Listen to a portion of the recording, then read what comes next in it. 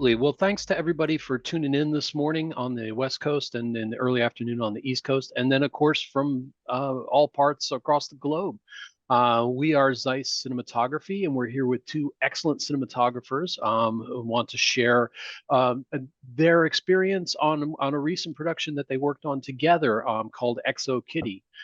So as part of our ZEISS Conversation series, we've invited them here. I'd like to share with you Lindsay George, who just introduced herself, let us know where she is, and Sandra Valde-Hansen,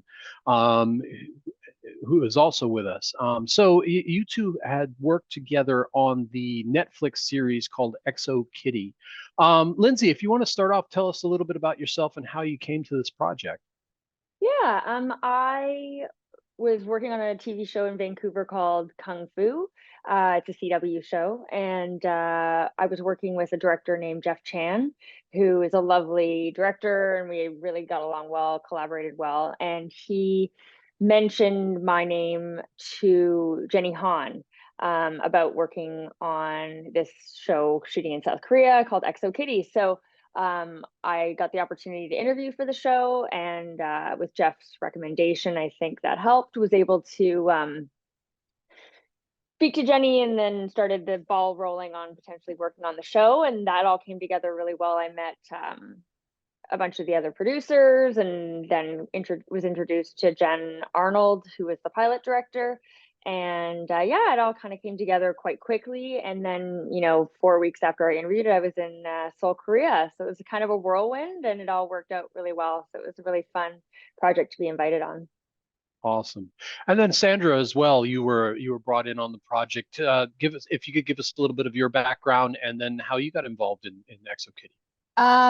Yeah, so I'm a working cinematographer. I guess for the past, I don't know, 15 years. Started out in indie films, and have moved into television. So very excited to be part of the Exo Kitty team. I guess I got involved by recommendation. I did some second unit for a feature film for one of our, I guess, production company's Awesomeness, and one of those people had recommended me to the Exo Kitty team, and then of course my agents reached out, and that what was also interesting is I'm friends with, and I've worked with, the director Jen Arnold, and she also put in a good word for me as well, and then like Lindsay, I got interviewed by everyone, and then I found myself too. Maybe I guess I came out to Seoul maybe 3 weeks or 4 weeks after Lindsay did. And I sadly had to quarantine for an entire week in a hotel. Lindsay didn't have to do it. And shortly after, as the other crew started coming in, about 2 weeks after, they had lifted the quarantine ban. And then, and crazy enough, Lindsay ended up working with Jen Arnold, and I ended up working with Jeff Chan. Yeah, it was a little switcheroo, yeah. But yeah. So how does that work out? I was going to say, how does it work out when the two of you are brought onto the project? How do you determine, who takes lead on the look of the show, or is that a communal discussion and decision? Well, I mean, I can, because Lindsay was brought in to start.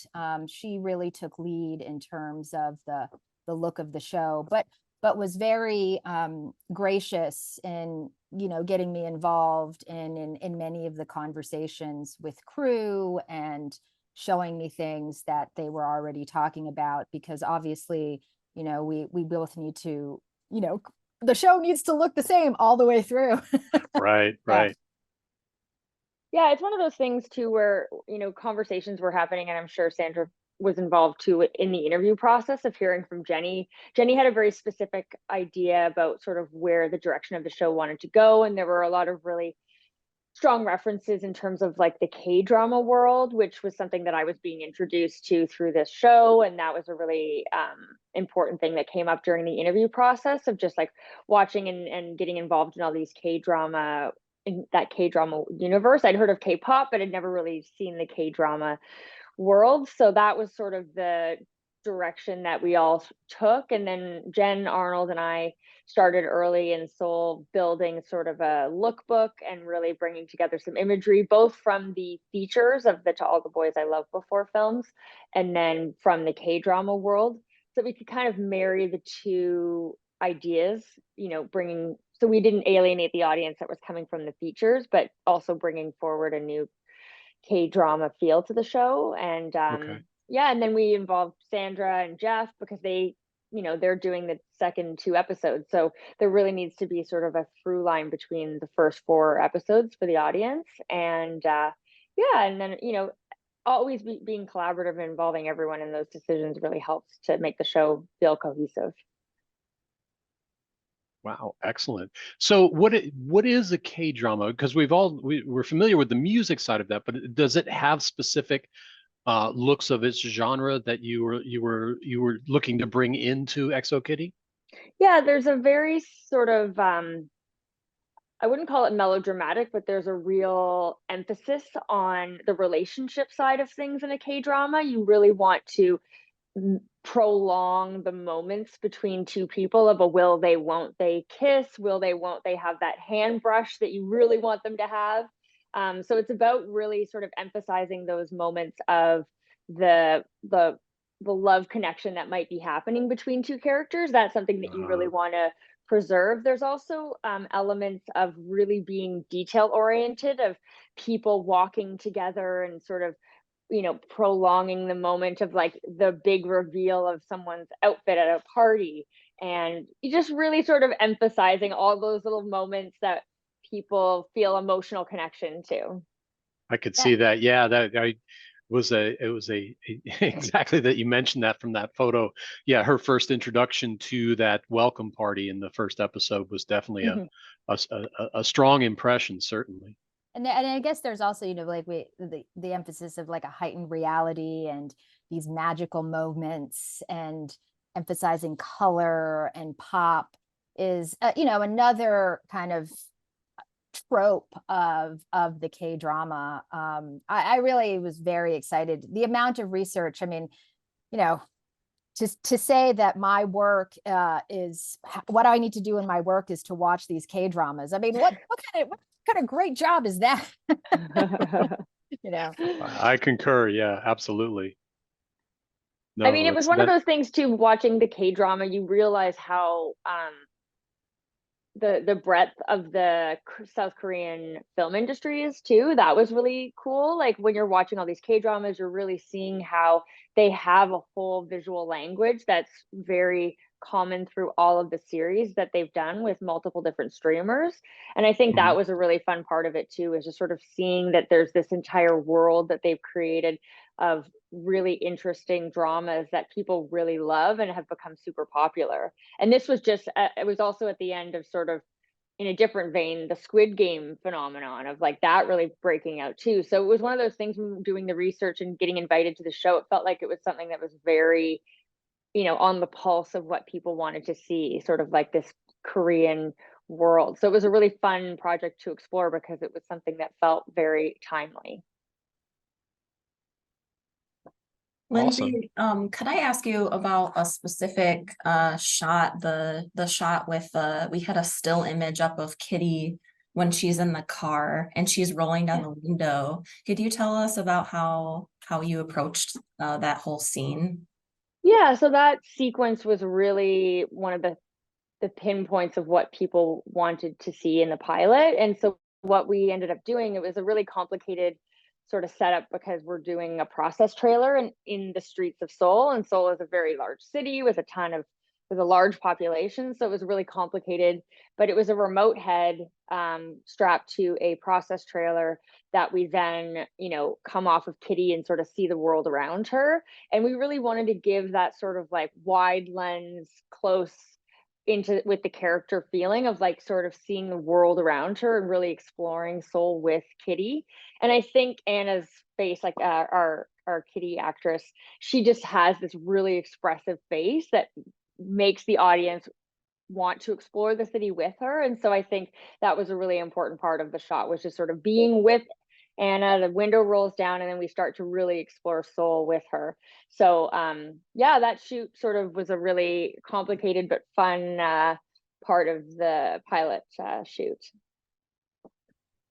Very cool. Yeah, I mean, it was breathtaking watching it for the first time in the episode. So Great. thanks for breaking it down. And for a question for both of you, could you just describe a little bit about the story of this series from your perspective, and what you like about this story?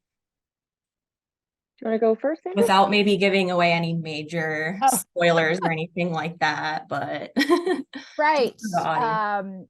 So yeah, so Exo Kitty, in terms of the story, revolves around Kitty. And if for any of those fans of the To All the Boys features, Kitty, you know, was the younger sister of the girls in the movies, and she really is kind of this really sassy, take control type character. And so now we find ourselves kind of following Kitty, and she has just applied to attend KISS school because she her mother, who has passed away, went to this school. And then also the love of her life, who she's had a long distance relationship for a few years, Day, goes to that school. And so this is kind of a journey of her going to this school, trying to find her roots, because when her mother died, she was very young, and she is half Korean. And so it gave her the opportunity to kind of discover more about her and about her mom, but then also kind of follow the love of her life, Day, and comedy and adventure ensues after that. So for me, this story, I mean, it was, you know, I'm a Filipino American. It really kind of resonated for me because, you know, I grew up here in the US, and it's really important to me. I have a 9-year-old to really get back into my roots and discover, you know, where I came from. And so this particular story, I loved and was attracted to. And you know, when I went to Seoul, and even though, you know, Seoul is Seoul and I'm from the Philippines, I went in trying to be like Kitty and exploring this city, and using and having the ability to have the camera to explore just like Kitty. So it feels like we can bring in the audience to kind of go on the journey with her. So yeah, it's a pretty special story for me. Mm-hmm.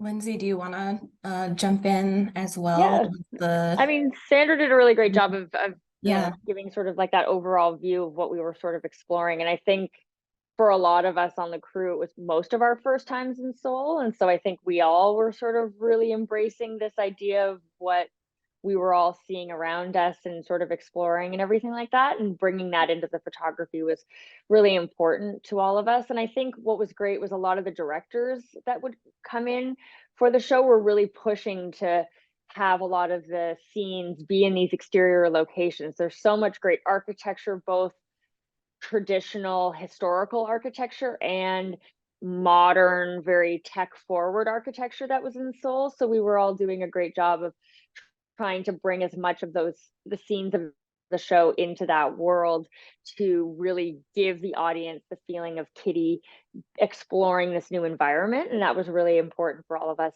And I think too, the other thing, we were just also very conscious of making sure we were exploring the relationships that Kitty was experiencing for the first time through these series, you know, and she goes through a lot of relationship milestones in the show.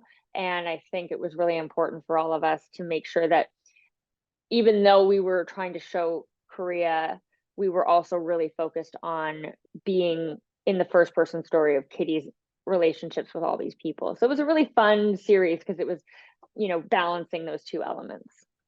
Do you find when you're storyboarding your look and your cinematography that you lean into the characters themselves, or is it more the through line of the episodes from front to begin or from beginning to end? Yeah, I think it's a little bit of a balance of both. I would definitely say that we're keeping a pulse on, does the photography lend itself to what the character is experiencing? So when Kitty's first in the city, it was all about being like wide and seeing the chaos around her. Sort of those first few episodes are really about embracing Kitty being sort of alone in this very new environment. And then as the series progressed and we were looking at how we were shooting the show, I think we became more and more comfortable with being a little bit more balanced in terms of the chaos around her. Yeah, it's definitely, you know, I think you always have to just look at the blend of what this photography is saying about the character. And I think, you know, when we're developing the pilot versus where the series ends up going, I think you end up really progressing the photography both, you know, in a way of being less specific about what the art of it is and really just making sure that those character points are being developed and using the camera to really explore what the actors are bringing. Yeah, I that's a great answer. Thank you. I think we saw a lot of that, especially in the pilot, where she starts in California, and it's a very warm and sunny and very airy California feel. To you know, and I liked that we didn't lose the color to make Seoul very stark and uninviting. But you're right, there was a lot of chaos in that. And then of course the colors of the scenes. Did you feel that the character Kitty brought some of her California background into the looks that you were, you know, and did that mix, or were the two diametrically opposed? It was either or did they kind of come together to form the thematic look, cinematic look around her?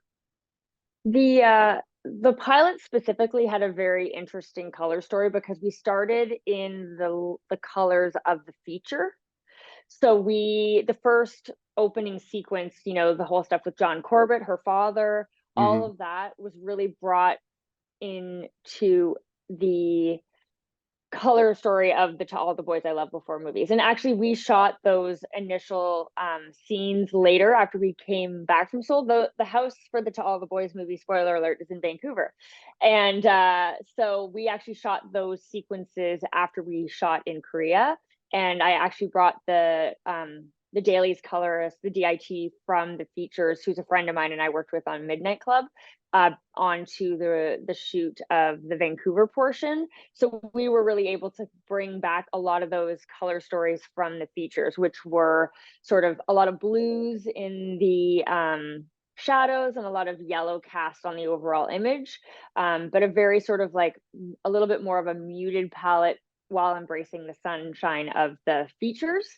When we moved to the Korea portion, that's when we sort of really brought in more of the saturation and more of the vibrancy that we were going to embrace in Korea. So I think it was a evolution within that pilot, so that when people first turn the episode 1 on, they have the look of the show was still reminiscent of the features, and then we slowly evolved into what became the look of the series. So the pilot was an interesting situation where we were really bridging the gap between the features and the show. And then once we get into episode 2 and then further on with all the episodes that Sandra and I shot in Korea, we were doing more of a vibrant, color saturated world that we ended up shooting in Korea. Nice. Quick question from the Q&A. Was there a specific K-drama or movie show reference that, besides the initial movies, was there one of the K-dramas that really stood out as your reference?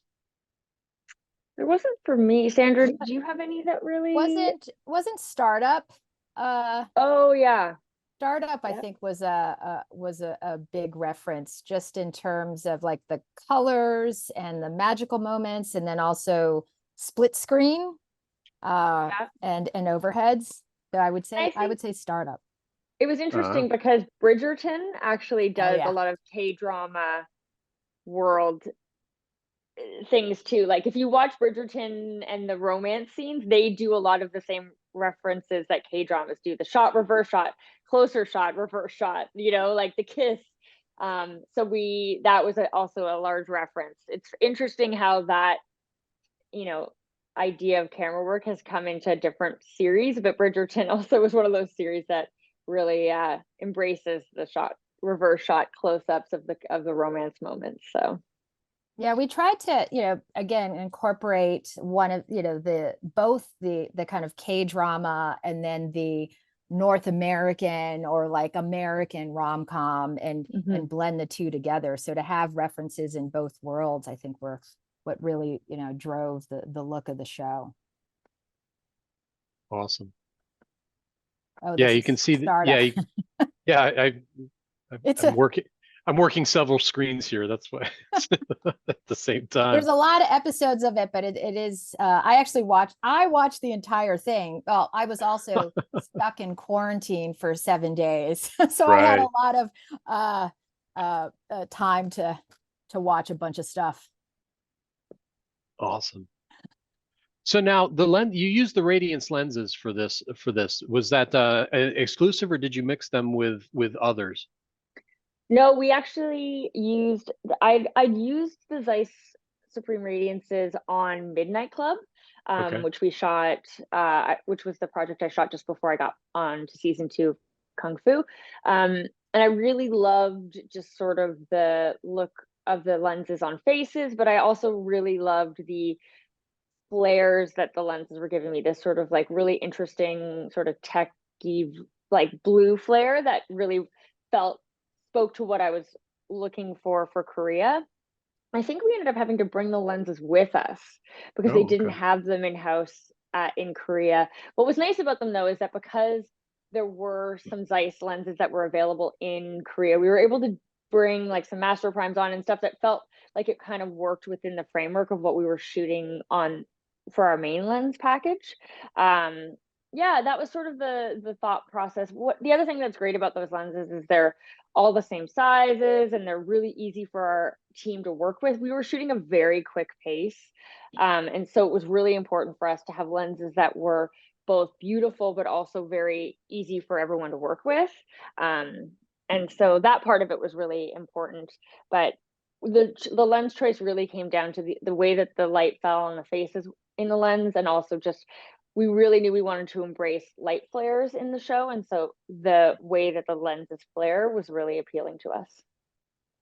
Yeah, I was super excited when Lindsay was like, "We're shooting with the ZEISS Radiances," because I love them. I ended up using both the Supremes and the Radiances on the L Word Generation Q, and so when she was like, "This is what we're using," I was like, "Oh my God, I know exactly." They are they're beautiful. They're they show true color.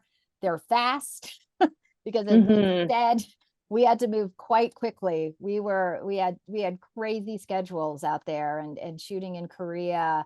All of our locations were really far. We didn't. I think actually, Lindsay, you shot more in Korea in Seoul proper than I did.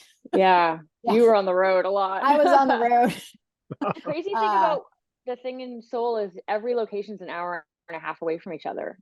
It's crazy, like just because the amount of traffic and everything. So like doing a company move was a real ambitious prospect. That's wild. Yeah, no, I've been there once, but it was an awfully long time ago. But I do remember that everything was, unless you were deep in the middle of the city, which you can get lost exploring. Everything was very difficult to get to. Yeah. Yeah. The one thing also I want to mention about those lenses that I really like is that I mentioned that I love the way the lenses flare, but the one thing I also love about them is they don't have like a wash flare issue that a lot of other lenses have. Like I'm not constantly worried about like, you know, fluorescence or anything like that giving me a washout of the whole lens. So Oh, that wow. was really Okay. appealing as well. So we have a lot of like sort of tightened tubes and stuff like that in our frames of the show. We were using those sort of lights to pepper the production design. And so having lenses that didn't give us a wash were really helpful because we knew we were going to be incorporating a lot of those kind of lights into our sets.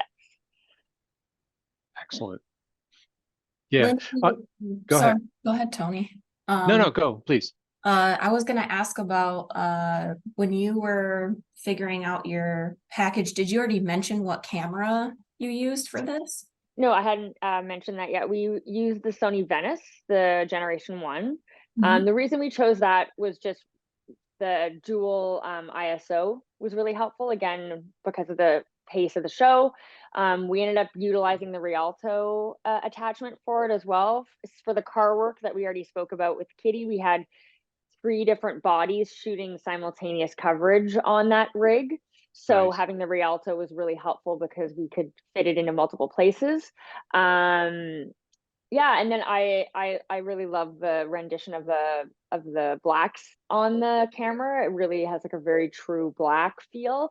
And the colors in general are really nice. And the body itself is just very conducive to shooting for the camera department. It's really just a great camera system. So we knew because we didn't have a DIT in Korea, we knew we wanted a lot of latitude later in post to really finesse the color and stuff like that. So I think for us, it just felt like the right choice in terms of the camera body to pair with those lenses.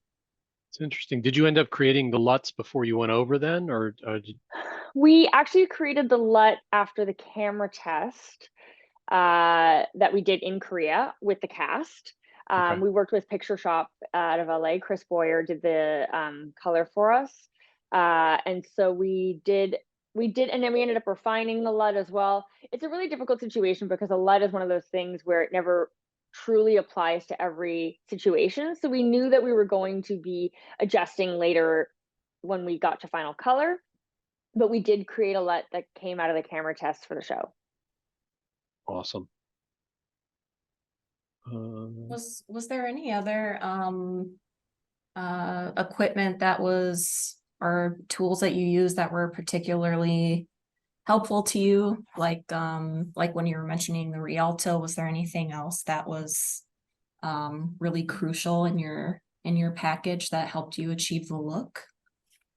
I would definitely say our Steadicam operator, Robin Smith, was a huge asset.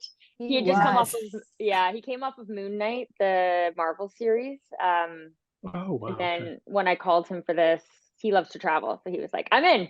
And he is an awesome camera operator who is quite talented. And we ended up relying on him quite a bit because the dollies that we used in Korea are were not the same kind of dollies that we are used to using in North America. And they're a bit different in terms of how you can do camera movements. It's just they just can't do the same sort of things we're used to here. So Robin ended up really becoming a huge asset in terms of, because we really wanted to have this like romantic swirling feeling for a lot of the scenes and shows. So that really was a huge asset.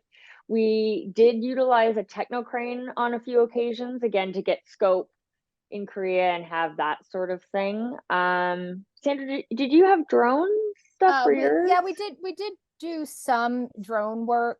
I think because for the entire show, while Lindsay was shooting her block, we did have a drone unit go out. That was actually a mini LF, and this was all based on availability and Sigma primes. But we did want to get kind of one of the things that we established in the look is scope.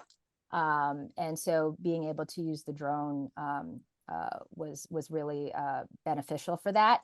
And I also want to just say, Robin is probably one of the best Steadicam operators. I'm so thankful, Lindsay, that you introduced me to him. I mean, because he was really imperative. And I mean, for me, I had this hiking scene in episode 3, and Robin had to, steady cam with the group, and then end up in this tight close-up when Kitty and Day come in together. And he nailed it the first time in. I mean, so incredible. And then we also, Lindsay, we also had Namquan, our key grip, also had on hand a I guess it wasn't a jib arm crane, was it?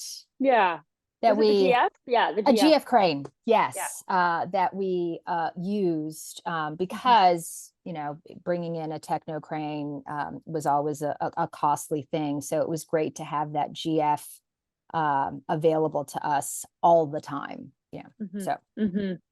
Yeah, I think we also carried the remote head full time, if I remember correctly. Did we? Yeah. Was it? Or was it pay to play? We definitely had a remote head often. So yes. I think, utilizing the tools that we were the package was really robust in terms of what we could have grip wise. It was just a case of like finessing and making sure that we were spending time in the right places to use the equipment where we needed it to. Great. On that, how was the crew split? Did you bring a lot of people with you, or was it mostly a local hire? We were able to bring our A camera team from North America. So Robin Smith, Kyle Voltstadt was the focus puller on A, and then our B our A second was Gail Jago. She ended up taking over as a B camera operator. I've actually worked with her as an operator here in Vancouver, and then she was able to step in on episode 3. I think she started. Yeah, she started with B camera operating for us. And so that was really crucial to sort of just the final piece of the puzzle to make the show really seamless. And then the rest were all local hires. And honestly, we had such an amazing crew. Sandra actually had a student at AFI, Byung-Hoon, who was an amazing asset to us. He was our DP translator, but also just having someone who knew how films are made was a crucial part, because the one thing about having a translator is you realize how disparate the terms we use in film are compared to what normal people say. So when a translator is translating something, they have no context of what a piece of track is. Like, they don't know what they're actually speaking of. So having someone like Byung-Hoon was really incredibly helpful, because he actually understood the concepts and the terminology and the equipment that we were speaking of. And so that was really, really helpful to us.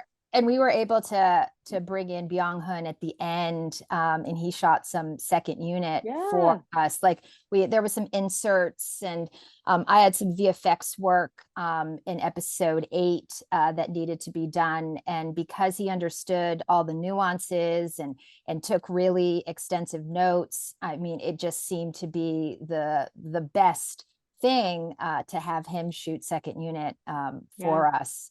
So that was, I was really excited about that. That actually reminds me too, he ended up shooting second unit for us. We had a Ukraine arm, like a remote arm on a camera car, and it broke the day we were shooting it.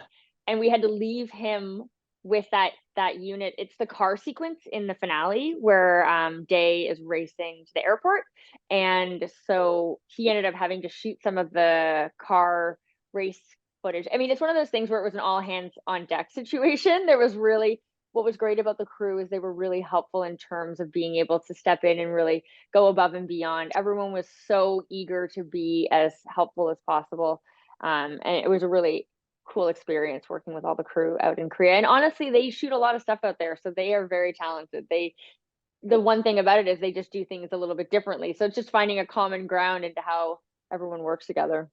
And they are so fast, and they're and again, as Lindsay said, they were always so excited to do stuff, try new things. I mean, it was great. Awesome. We have a flurry of questions coming in from our friend Valentina. One of the things that she asked, Valentina. I know Valentina. Oh yeah, okay. She was saying that are there things? How do you determine if you're going to need to fight for budget? What is usually your priority items that you don't like to skimp on, or you don't like to cut from the inventory? Do you want to start with that one, Sandra? Yeah. I mean, I think lenses are very important. I mean, the camera and the lenses in terms of understanding, you know, what situations we're in. As Lindsay explained, like, you know, the Sony Venice, you know, because of the dual ISO, and this is the Venice 1, so it's 2500 ASA. You know, was really advantageous to us because of the speed that we had to work. And the same thing goes with the lenses. You know, there was a particular look that was established in those lenses really, you know, brought out that look. And then I think Steadicam or just Steadicam, being able to fight for that.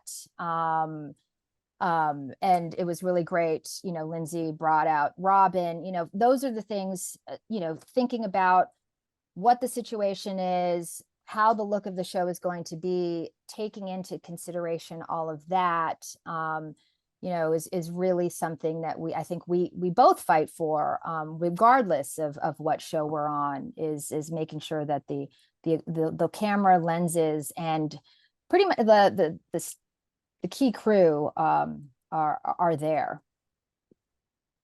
Terrific. Yeah, I would probably even mention too, just I'm very specific about lighting as well. Like I came from lighting. I started as a lamp op when I first started in the industry. And so I have there's certain lighting elements that I really want to incorporate. And it's not that I need specific lights, but that I really want to make sure that we have a breadth of our tools in our kit to be able to use. So I think that was a really huge point, was just making sure that we had lighting to fulfill the show. And that was a really big part for us too. I think the interesting thing about when we were working in Korea is that when they build sets, they put real lighting in. Like it's not lighting that you can use on a dimmer board. All the LEDs are actually like, you know, consumer LEDs. So it's not something. So it was a really interesting element of trying to really fight for having lights that could dim and, you know, being able to modify that sort of stuff. So that was a thing that we really fought for budgetarily. It was just trying to make sure that when we were working in a set, we would have control over more of the environment, because it was something that we really wanted to make sure, because we, you know, working in the studio, you have multiple different uses for each space in terms of like day and night and all that sort of thing. So we really needed to make sure we had all that dialed the way we are used to as a studio set. And our crew, the grip and lighting crew, were all from Seoul. There was no any North American crew, and so Lindsay, I actually, as Lindsay was putting together the grip and lighting package, I was still here in the US, and, you know, she emailed me and was like, hey, take a look at the list, see if there's anything that, you know, you think we're missing. And so we were able to collaborate with that. And then, you know, we did work with a very established lighting rental house in Seoul. Okay. Oh my goodness, it's escaping me. Lindsay, do you remember the name? It'll come to me. It'll come to me.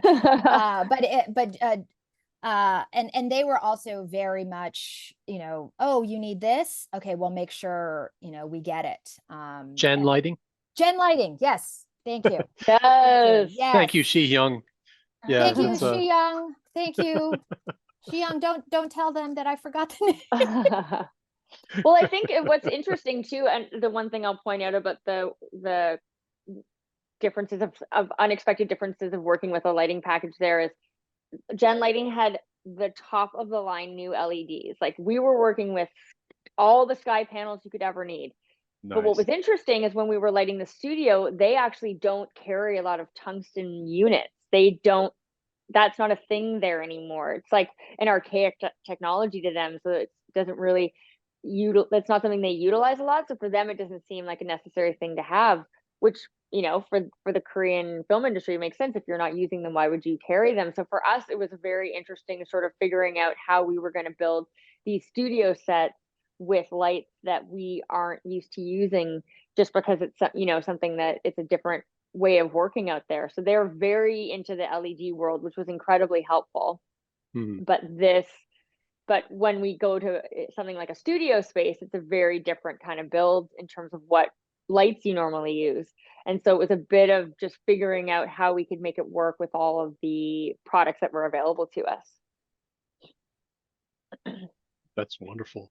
A fun question that I'll riff on here. Thanks, Heather McNamara, for it. A lot of times I hear that cinematographies or the design teams often will get together and share pieces of music that they feel are influential to the looks or the feelings they want to elicit from the episodes. Was there that kind of collaboration?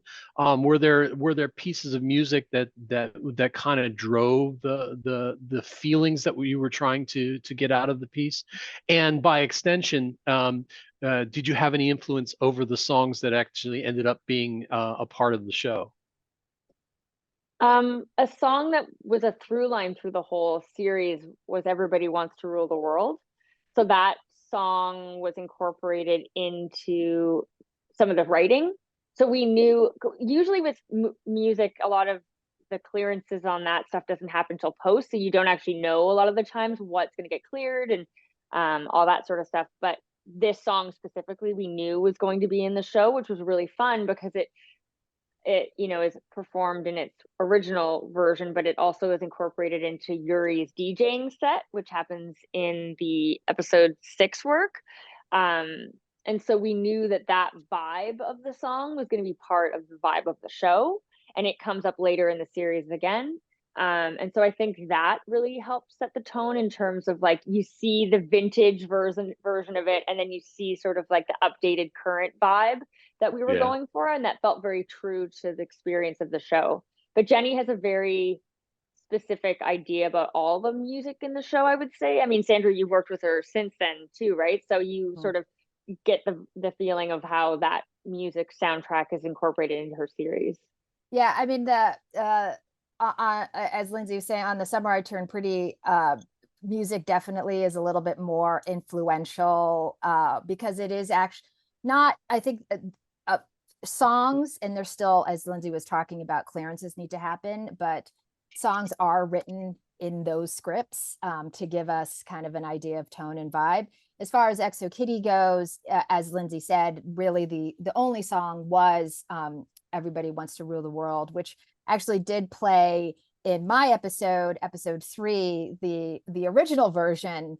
And it's with Kitty. She puts on the headphones and then she starts walking. And I know just even listening to the song really kind of helped Jeff and I kind of figure out what that shot was. It was this Steadicam shot. And we have to also think about the timing of it. So I played that song quite often in that episode. And then it also came back later, but I think, I mean, I guess this is kind of behind the scenes. There was a scene in episode 8 that sadly was cut out of the show, which I'm sad about. I'll say no more. There's a lot of clarity in the shots that you created, and I imagine that goes back to the K-drama look.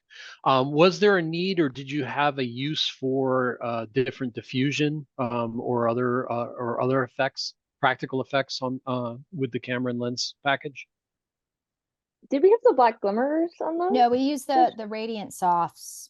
Oh yeah, I mean, Radiant Softs. yeah, the lenses themselves were really generally pretty good. I don't remember needing or carrying filtration through the whole series. It was definitely more relying on the look of the lenses themselves. Yeah. If anything, it was just to soften a close-up, maybe. But beyond just to take that, the edge off, I think is Yeah. what the softs do, because they don't really affect contrast or anything like that. So we just use them for By extension, looking a different way, were there any VFX shots that you needed?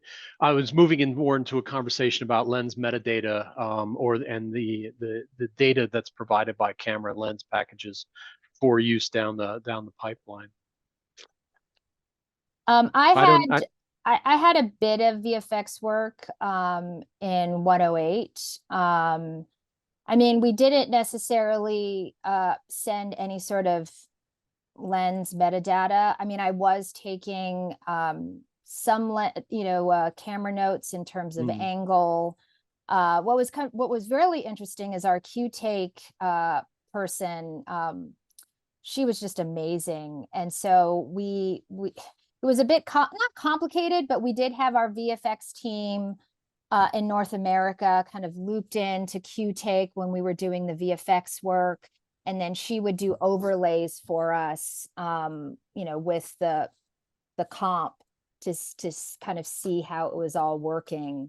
Gotcha. And the VFX team would be watching and taking notes for that particular sequence. That was just for the sequence in 108 is when we did that. And then everything else, I think, was, pretty much standard, just shoot some, green screen phone. Yeah. Green The only screen other thing that TV. we had in some of my episodes was episode 5, the Chishuk episode. We had the Han Hotel set is actually the Grand Hyatt in Seoul. And President Biden was staying there the week after we shot. So they wouldn't let us have a open flame when there's a character burning a photo. So we ended up having to have that shot comped later. So we shot the plates and the elements there, and then the photo burning happened in a stage set later on. They didn't want us to burn down President Biden's suite. They're pretty particular when he's around, that's for sure. Yeah. It's a very nice hotel room. I'm sure he had a lovely time. I'm just looking through the questions here. There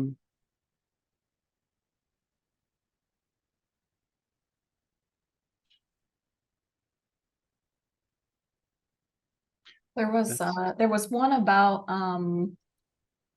I think you both had covered some of this already in the conversation, but with Mario had a question about with both of you DPing a show at separate times.